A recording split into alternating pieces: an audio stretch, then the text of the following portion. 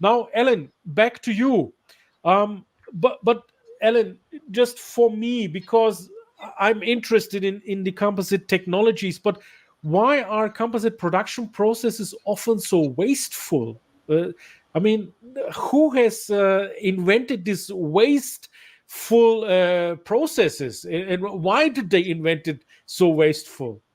Well, the most wasteful process, no question about it, and others tell us this, and anybody can look at it. If you walk into an infusion molding plant, you will see people pulling off reams and reams of plastic sheeting to cover the fiberglass. But before they do that, or the carbon fiber, before they do that, they put on breather meshes, they put on spiral wraps, they put on tacky tape, they put on a whole gambit of paraphernalia of single-use plastics.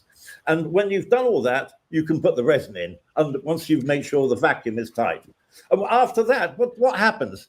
You take the whole lot and throw it away, and you start all over again. That's madness, absolute madness. But that's how our industry works. And I can assure you, the dumpsters, the plastic waste that we see go out, and it's not just the plastic, it's the resin that's inside it. And the main thing, one of the big things, is that we've removed all the single use that is needed in infusion now, especially with the flow field technology that has come forward over the last 12 years. And that means that we have no consumables. We can do everything on a reusable basis. Now, Ellen, will you upset the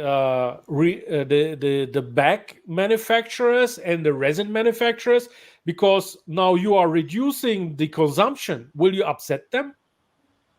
Well, I would say I have to look over my shoulder sometimes when I walk around Paris, but I'm an old man, so I've had my fun and so on, and I'm quite happy to be a thorn in the pile, as it were. But yes, of course, it's the same that happened with Kodak when they were selling film to take photographs, and a digital camera came across, and of course their business was just decimated overnight.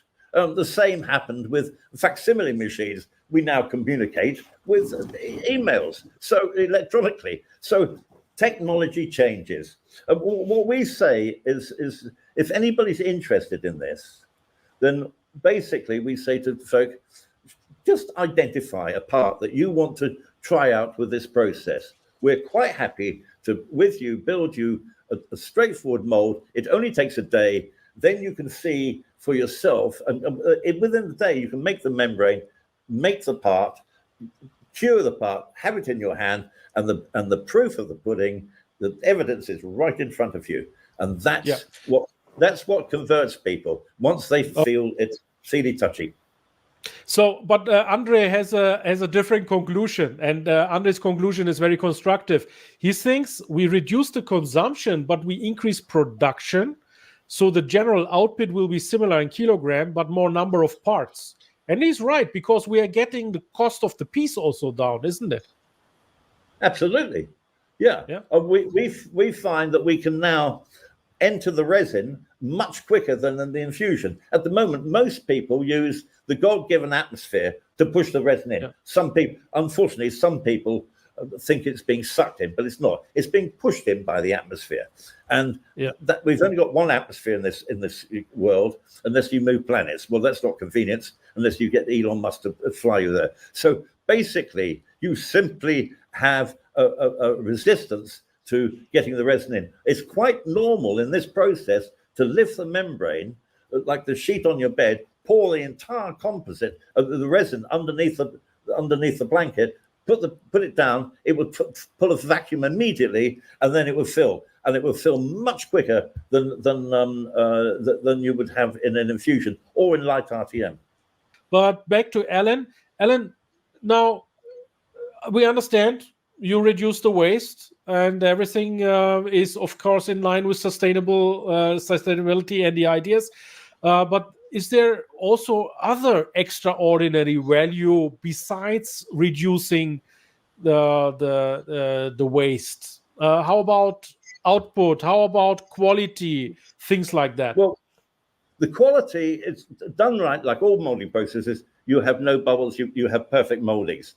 The other point is, everybody agrees now, and it's not just us saying it, our clients find it, if you compare it to an RTM or light RTM process, if you convert the same part with this process, you normally save somewhere in the region of 25% resin.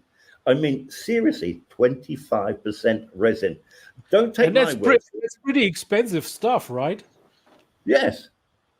I've got some people buying it vinyl ester over £10 a kilo. And oof. If you use flow mesh, under the consumable bagging, you will consume 0.6 of a kilo of resin for every square meter. So a 10 square meter hull, for example, is going to use 6 kilos of resin. That's 60 kilos, 6 pounds worth, 60 pounds worth of English pounds of waste just going straight into your dumpster, because you have to have it there to help it get through the fiber. We've eliminated that need now. Yeah, and therefore the parts that you are resulting will be getting cheaper and more affordable to the industry. And then, of course, it becomes also more interesting for volume manufacturers.